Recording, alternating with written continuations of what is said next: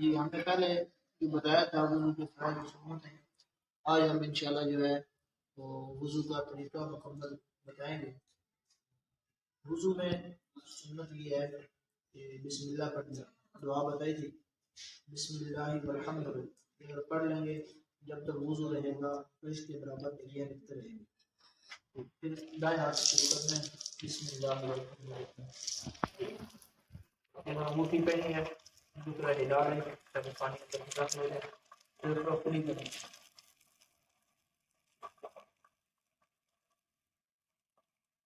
اگر مسواک ہے تو ٹھیک ہے، ورنہ انگلی سے باقی کو کس طرح صاف کرنا ہے۔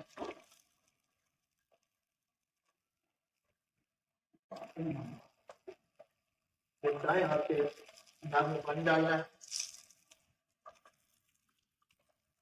بائیں ہاتھ سے صاف کرنا ہے، اب چہرہ کرنا ہے۔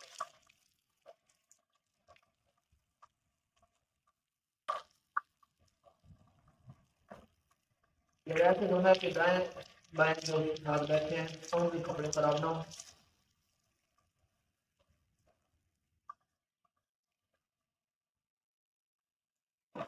ایک داڑھی کا اب یہ بازو دھونے میں کچھ لوگ غلطی کرتے ہیں،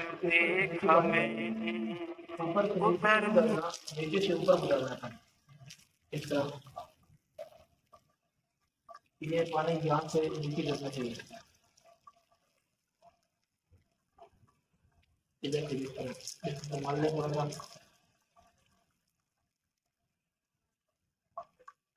اب ہاتھ صاف کا مسا پوچھ کر